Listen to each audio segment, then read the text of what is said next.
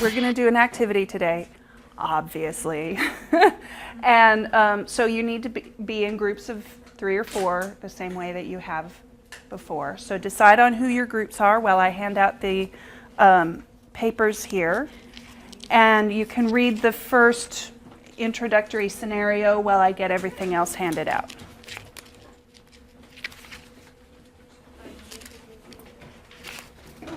Mm-hmm. Yeah.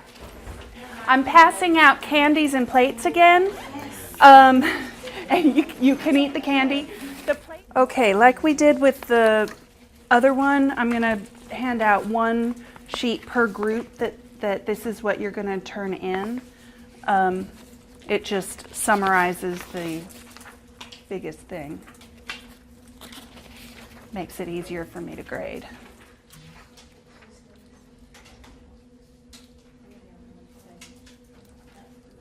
What do you mean by trial fit?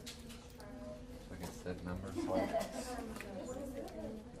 The number of trials is fixed? I mean 10, so that's Mm-hmm. So, like from the hospital's point of view, that's bad, right? So it seems weird to label a bad outcome a success, right? But on the other hand, we're statisticians and we're counting a particular thing, right? The thing we're interested in is a success. And so what are we interested in? Whether the nurse leaves, right?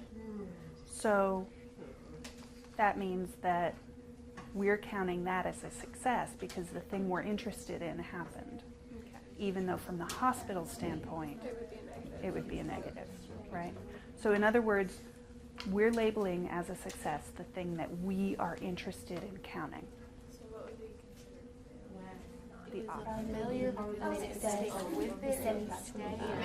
Yeah, so the question is it a success to who, right?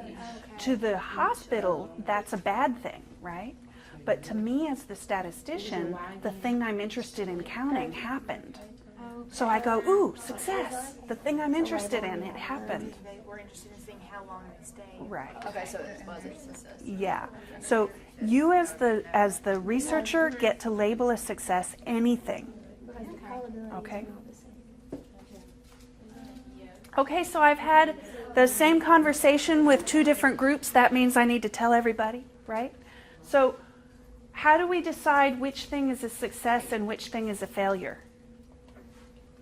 Depending on like in the paragraph what it's wanting. Yeah.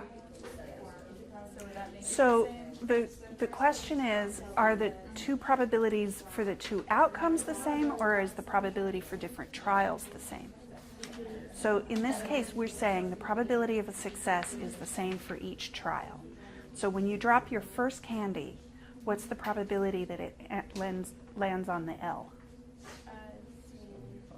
75%. Okay, you drop your second candy, what's the probability that it lands on the L? And your third candy. So has the probability changed? Right. So the probability is staying the same for each trial. Okay.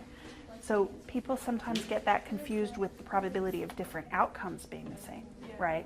Is the probability of an L the same as the probability of an S? That's not what we're measuring. Does that make sense? Okay.